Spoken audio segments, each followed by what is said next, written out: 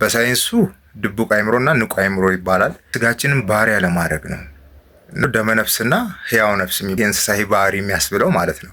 ህያዊት ደግሞ ያው ከእንስሳ የሚለየን ነው ስንለው ደካማዎች ስለሆነ ነው። ኪናውም ገደል ሰውየውም ገደል ማለት ነው። ስጋችን ሲሰለጥንብን ብዙ ነገሮቻችን ወደ ገደል ናቸው። ፍርሃት ነው የማወራው። ፍርሃታችንን ማስወገድ የምንችለው ነፍስያችን በማሰልጠን ነው። ሰላም፣ እንዴት ናችሁ ውድ የኤማ ፕላስ ቤተሰቦች?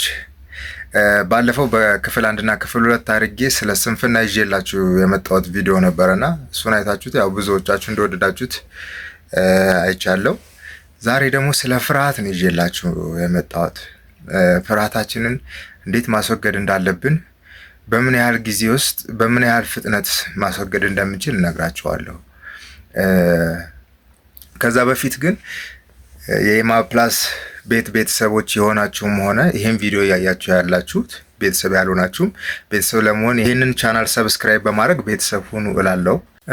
ባለፈው ስለ ድብቁ አእምሮና ንቁ አእምሮ በደፈናው ነው የነገርኳችሁና እንደውም አንዳንዶቻችሁ እስቲ በደንብ አብራርተህ ንገረኝ ብላችሁ ነበረና እሱንም እነግራችኋለሁ። ስለ ድብቁ አእምሮ ማለት የሳይንሱ አጠራር ምንድን ነው የሚለው፣ በእምነቱስ ምን አይነት ስም አለው የሚለውን በደንብ እነግራችኋለሁ ማለት ነው። በሳይንሱ ድቡቅ አእምሮና ንቁ አእምሮ ይባላል። በመንፈሳዊ ሕይወታችን ደግሞ እንግዲህ አንድ ሰው ሁለት ማንነቶች አሉት፣ ደመነፍስና ህያው ነፍስ የሚባሉ ማንነቶች አሉት። ያው ደመነፍስ 4 ስጋዊ ባህሪያቶችን የሚወክሉ ናቸው። እሳት፣ ውሃ፣ ነፋስና አፈር ማለት ነው። ከ4 ነገሮች የተፈጠረው ይሄ እንስሳዊ ባህሪ የሚያስብለው ማለት ነው። ሰው የሚያስብለው ባህሪዎቹ ደግሞ ህያው የሆኑት 3ቱ ነፍሳዊ ባህሪያቶች ናቸው። ልባዊት፣ ነባዊትና ህያዊት ይባላሉ። ልባዊት ማለት ልብ አድራጊው፣ አስተዋዩ፣ ይሄ እውቀትን ማገናዘብን የሚወክለው ፓርታችን ማለት ነው። ልብ አድራጊ ይባላል። ልባዊት ይባላል ማለት ነው። ነባዊት ማለት ደግሞ የምናወራበት ማለት ነው። ይሄ አሁን የምንናገረው ማውራት የምንችልበት ማንነታችን ነባባዊት ይባላል።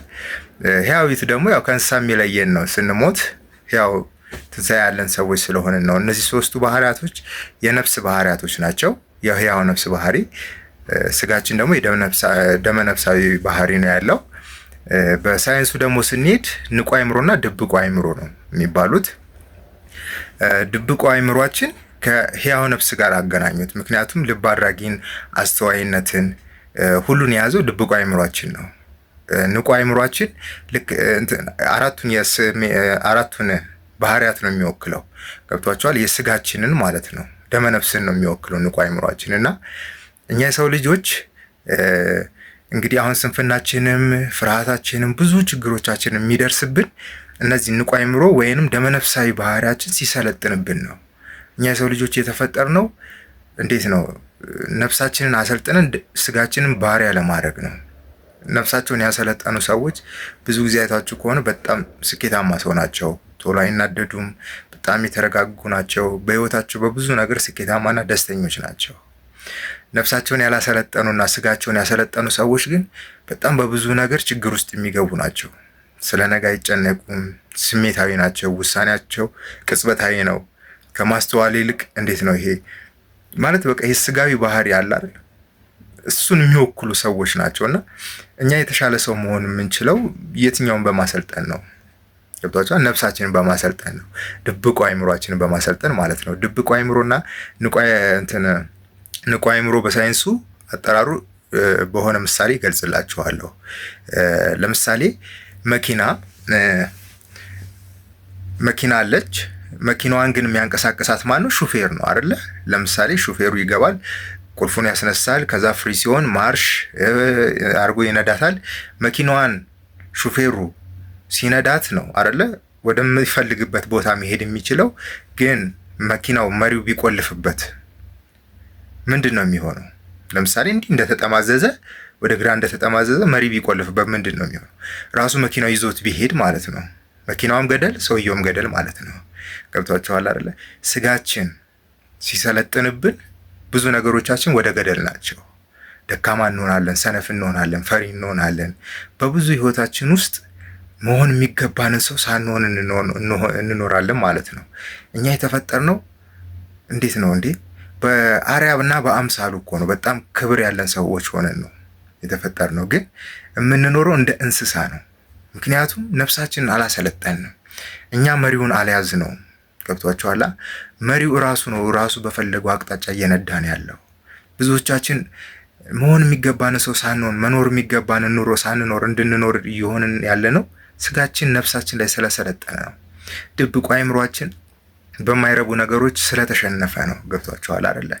አሁን የምነግራችሁ ግን ድብቁ አእምሯችን በማሰልጠን ነፍስያችንን በማሰልጠን የተሻለ ሰው በመሆን እንዴት እንደምንችል ነው።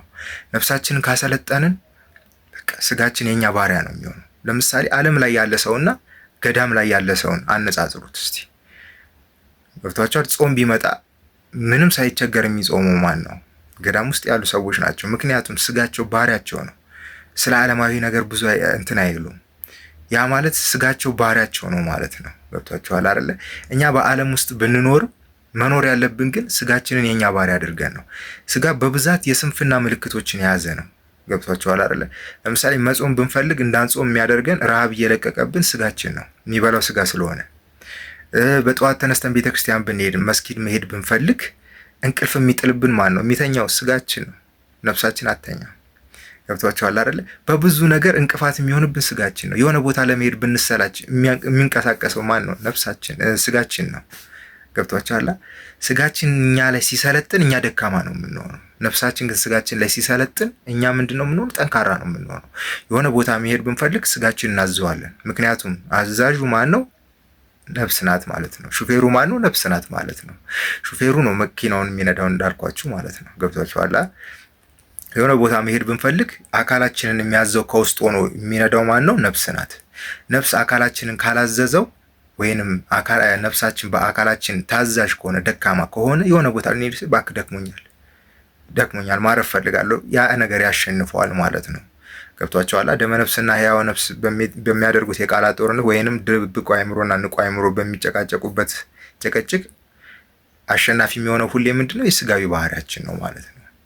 እና አብዛኞቻችን ችግሮቻችንን ማስወገድ የማንችለው ለምንድን ነው? ደካማዎች ስለሆንን ነው። ስጋችን ስለሚያሸንፍ ነው ሁሌ። ስለዚህ ነፍሳችን እንዲያሸንፍ እናድርግ። ዛሬ እንዳልኳችሁ ስለ ፍርሃት ነው የማወራው። ፍርሃታችንን ማስወገድ የምንችለው ነፍስያችን በማሰልጠን ነው። ነፍስያችን እንዴት እንደሚሰለጥን በመጀመሪያው ዙር ላይ ነግሬያችኋለሁ። ግን ያው በእምነቱ አልነገርኳችሁም፣ በሳይንሱ ነው። ድብቁ አእምሮን በማሰልጠን ብዬ ነው የነገርኳችሁ።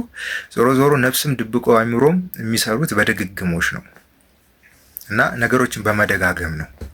የምንደጋግመው ደግሞ ጥሩ የሆኑ ነገሮችን ነው። ገብቷችኋል አይደለ? ነፍሳችንን እናሰልጥናት።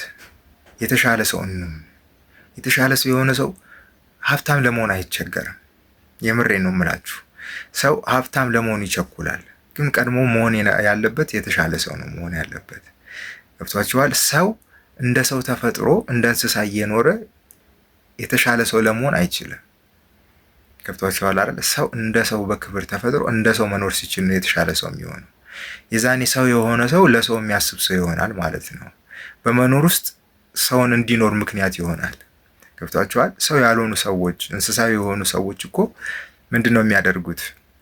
ስኬታማም ቢሆኑም ስኬታቸውን ምንጭ ምንድነው? ሰዎችን በመግፋት በመግደል ሊሆን ይችላል። በተለያየ ማለት ሰው በማያስብለን እንስሳዊ በሚያስብለው ባህሪያቸው ሊሆን ይችላል ስኬት ላይ የደረሱት። ያን መሆን ደግሞ ቀላል ነገር ነው። ግን ሰው ሆነ ተፈጥረን እንደ ሰው መኖር ነው ከባዱ ነገር። እንደ ሰው የሚኖሩ ሰዎች ደግሞ በጣም የተለዩ ሰዎች ናቸው። ዓለም ላይ አሉ፣ በጣም ውስን ናቸው። ግን በጣም በብዙ ነገር ስኬታማ የሆኑ ሰዎች አሉ፣ ሰው የሆኑ ሰዎች ማለት ነው። እና ሰው ለመሆን ራስን ነፍስ ማሰልጠን አለብን። ድብቁ አእምሮን ማሰልጠን መቻል አለብን። ገብቷቸዋል አይደለ?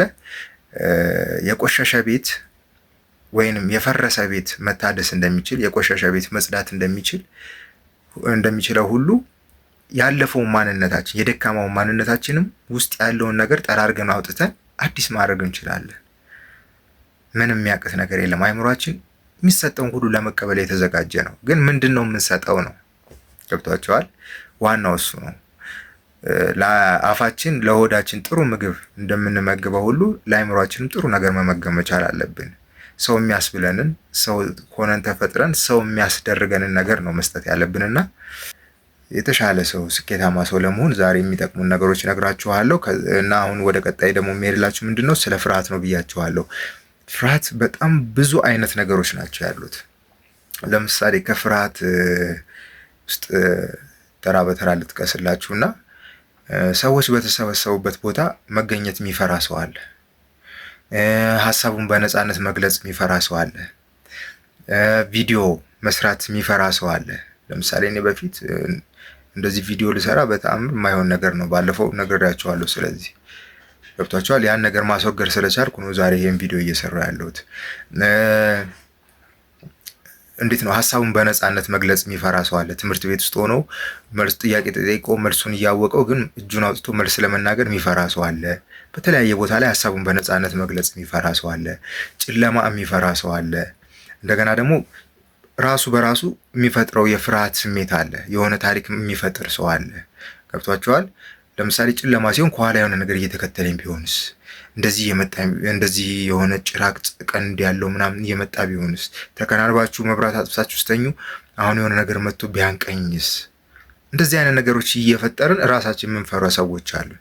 እኔ አንዴ ደብረ ዘይት ያለው በአቦጋያ በመዋኝ ሰዓት እንደዚህ አይነት ሀሳብ አምጥቼ ጉዶኜ ነበርና የሆነ የሚገርማችሁ ያገጠመኝ ምን መሰላችሁ? የሆነ ፊልም አይቼ ነበር። የሻርክ ፊልም ነው።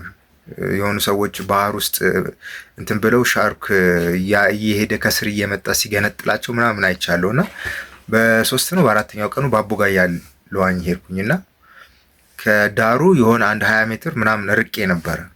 ከዛ ያ ፊልም አይምሮዬ ላይ መጣና አሁን እንደዚህ የዋኘው ከስር ድንገት ሻርክ ቢመጣስ ወይ የሆነ እንትን ቢመጣስ፣ አይ ኧረ እዚህ ሻርክ የለም ይለኛል። ቆይ ቢመጣስ የሆነ ነገር ግን መጥቶ ከስር እንዲህ ቢያደርገኝስ ምናምን አስቡት። ራሴ ይሄ በሌላ ዓለም እየፈጠርኩት ነገር ማለት ነው። ከዛ የሚገርማችሁ እየተመለስኩ ነበርና በቃ ውስጤ ያልሆነ ጭንቀት ውስጥ ወደ መግባት ሄደ። ከዛ እንደ ድንገት እንደዚህ እየዋኘው እንደዚህ ሳደርግ የሆነ ነገር እጄን ወጋኝ ማለት ነው። ዋና በደንብ ነው የምችለው። በቃ ከዛ ሀሳብ ጋር ተገናኝቶ ከመደንገጤ የተነሳ ማለት ነው ልሰምጡ ላደርሼ ነበር። በጣም የተረጋጋሁት ዞር ስል የብስኩት ልጣጭ አይቼ ነው። ይሄ የፎይል ያላት ብስኩት ልጣጩ አለ አይደል? እሱ ጠርዙ ሹል አይደለ? ልክ እንደዛ ሳደርግ እሱ ነበር ለካ ይወጋኝ።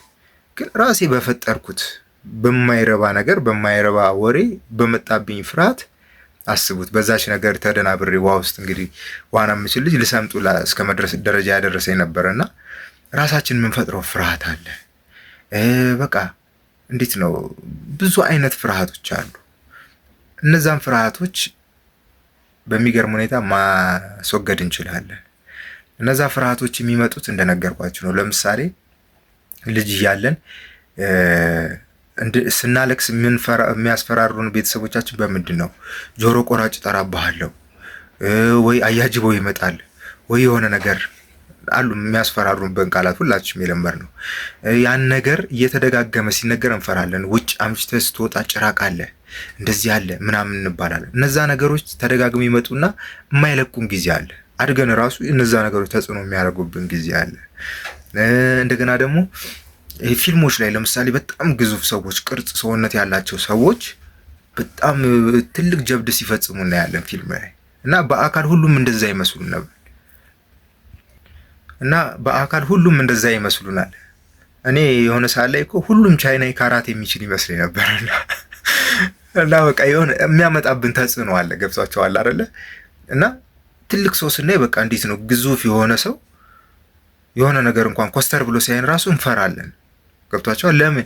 እነዛ ፊልሞች ተጽዕኖ አድርገውብናል። ገብቷቸዋል? ይህ ማለት ምንድን ነው? የድግግሞሽ ውጤት ነው። እነዛን ፊልሞች እንደዚህ አይነት ፊልሞች ደጋግመን ባየን ቁጥር አይምሯችን ያን ካራክተር እንደዚህ አይነት የገዘፉ ሰዎች አስፈሪና አደገኛ አድርጎ አይምሯችን ውስጥ ይስለዋል። ገብቷቸዋል አይደል? እንዴት ነው ምንም እኮ ምንም የማያስፈራን ነገር ግን ያ ነገር በፊልም ያየነው ነገር ትክክል ሆኖ አይምሯችን ስለሚቀበለው ነው። የተደጋገመ ነገር እውነት አድርጎ ይቀበለዋል አይምሯችን። ባለፈው ብያችኋለሁ። ገብቷችኋል? አንድ ነገር ሲደጋገም እውነት ሆኖ ነው። እንዴት ነው ውሸት እንኳን ሲደጋገም እውነት ይሆናል ነው የሚባለው አይደለ? አይምሯችን ደጋግሞ የተቀበለውን ያየውን የሰማውን ነገር የምር እውነት ትክክለኛ ነገር አድርጎ ስለሚቀበለው ነው። እና አብዛኞቻችን ፍርሃት ውስጥ የምንገባው ወይ ፍርሃት ውስጥ ያለ ነው ካለፈው ማንነታችን ግን ሙሉ ለሙሉ የተቀረጸ ነው ማለት ይቻላል። እና እኛም ደግሞ ያን ነገር እንቀበለዋለን። ባለፈው እንዳልኳችሁ እኔ እኮ እፈራለሁ፣ እኔ እንዲህ እላለሁ ምናምን እንላለን።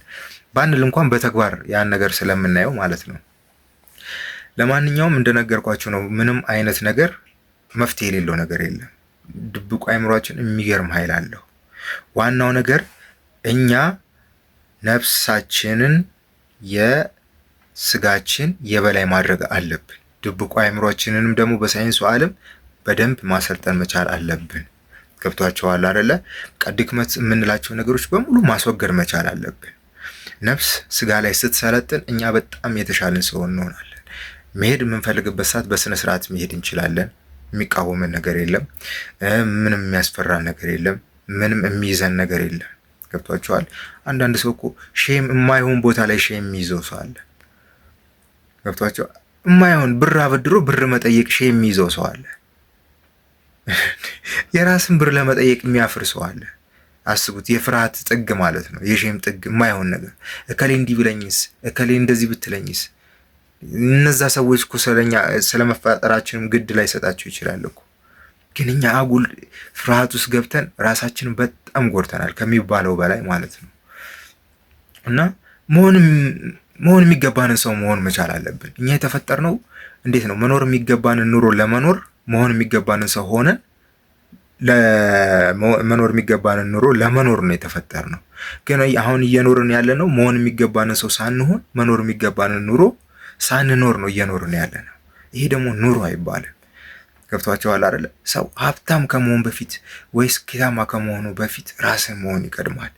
ራስን ለመሆን ደግሞ ችግሮቻችንን ማስወገድ አለብን። ችግሮቻችንን ደግሞ ይዘን የትም ቦታ አንደርስም። ስለዚህ መጀመሪያ ሰው መሆን አለብን፣ የተሻለ ሰው መሆን አለብን። ችግሮቻችንን ያስወገድን፣ ስጋችንን አደብ ያስገዛን፣ ነፍሳችንን ያሰለጠንን ሰው መሆን አለብን። ድክመቶቻችንን ያራቅን ሰው መሆን አለብን። እና ፍርሃትን በተለያየ ክፍል እያደረግኩ ነው የምሰርላችሁ። ሁሉንም አይደለም። እያንዳንዱ ፍርሃት የራሱ ተጽዕኖ አድርገን ማስወገድ የምንችልበት ቴክኒክ ስላለው ማለት ነው። እና ይህን ፍርሃት ይዘን የትም ቦታ መድረስ ስለማንችል ፍርሃቶቻችንን በአጠቃላይ ማስወገድ መቻል አለብን። በነገራችን ላይ እኔ ምንም ፍርሃት የለብኝ የምትሉ ሰዎች ፍራችሁ የሆነ ነገር ሊኖር ይችላል። ምንም ሰው የማይፈራ ሰው የሆነ ነገር ሊፈራ ይችላል። ገብቷቸዋል። ሁሉም ሰው ሁሉንም አይፈራም ማለት አይደለም። ሁሉም ሰውም ፈሪ ነው ማለትም አይደለም። ፈሪ የተባለው የሚደፍረው ነገር ይኖራል። ደፋር የተባለው የሚፈራቸው ነገሮች ይኖራል። በዋናነት ግን አሁን ከፍርሃት ውስጥ የትኛውን መስራት እንዳለብኝ ለእናንተ መተው ነው የምፈልገው። ምክንያቱም የእኔ ቤተሰቦች እንዲሁም ደግሞ ሌሎች ይህን ቪዲዮ የምታዩ ሰዎች በጣም እናንተ የተቸገራችሁት ፍርሃት የትኛው ነው? ማለት ለምሳሌ ሀሳባችሁን በነፃነት መግለጽ ነው የምትፈሩት? ሰዎች በተሰበሰበበት ቦታ መገኘት ነው የምትፈሩት? የትኛውን ቀድሜ የትኛውን ብሰራላችሁ ነው የምትፈልጉት? እናንተ እስቲ በብዛት ኮመንት ላይ በብዛት ይሄን ስራልን የሚለውን አይና ያን ነገር በቀጣዩ ቪዲዮ ሰራላችኋለሁ ማለት ነው። ለአሁን ይሄንን በዚህ ነው ቪዲዮ ይሄን ማበቃው። ግን የእናንተን ኮመንት ላይ የጻፋችሁ ስናነብና በብዛት ስራልን የተባለውን እኔ ሰራላችኋለሁ ማለት ነው። በየትኛው ፍርሃት ላይ መጀመሪያ መስራት እንዳለብኝ እናንተ ንገሩኝ። ከዛ እኔ በዛ ላይ ተነስቼ የመጀመሪያን ቪዲዮ እሰራለሁ። ከዛ በተከታታይ ደግሞ እናንተ እንደዚሁ እየጠየቅኩኝ ቀጣይ ይሄኛውን ስራልን፣ ቀጣይ ይሄኛውን እያላችሁኝ እንቀጥላለን ማለት ነው። እንደዛ እናደርጋለን። እንዳልኳችሁ ምንም አይነት ችግር ምንም አይነት በነገራችን ላይ ይሄ ድብቁ አእምሮን በማሰልጠን በቃ እንዴት ነው አይቀረፍም ያላችሁት ነገር በሙሉ ይቀረፋል። በጣም ተቆጪ ከሆናችሁ፣ ትዕግስት አልባ ከሆናችሁ፣ የሚገርማችሁ ነገር መፍትሄ የሌለም ይመስላችሁ። ለምሳሌ የሰው አፍቅሮ የሚቸገሩ ሰዎች አሉ። በፍቅር ውስጥ እንዴት ተለያይተው አብቅቶላቸው ራሳቸውን የሆነ ከባድ ችግር ውስጥ የከተቱ ሰዎች አሉ። ከነዛ ሰው መገላገል መራቅ አቅቷቸው ገብቷቸዋል። እነዚህ ነገሮች ሁላ ራሱ ይወገዳሉ። ምንም ነገር ፍቅር ራሱ እኮ የድግግሞሽ ውጤት ነው። ገብቷቸዋል። አንድ ሰው ሱስ ሆኖብን ነው ወደ ፍቅር የሚቀየረው እና ምንም ነገር የማይቀየር ምንም ነገር የማይለወጥ ምንም ነገር የለምና እናንተ ብቻ የኔ ቤተሰብ ይሁኑ። ይሄን ቪዲዮ ይሄን ቻናል ሰብስክራይብ በማድረግ ቪዲዮንም ደግሞ ለሌሎች ሰዎች በዚህ ችግር ውስጥ ላሉ ሰዎች እንዲደርሳቸው ሼር በማድረግ ወዳጅነታችሁን አሳዩላለሁ። ላይክም አድርጉልኝ እና በመቀጠል ስለ የትኛው አይነት ፍርሃት መስራት እንዳለብኝ እናንተ ነገሩኝ፣ ኮመንት ላይ ጻፉልኝ። ከዛ በመነሳት እሰራላችኋለሁ። በቀጣዩ ቪዲዮ እንግዲህ እስክንገናኝ ድረስ መልካም ሁኑልኝ እላለሁ። መልካም ቀን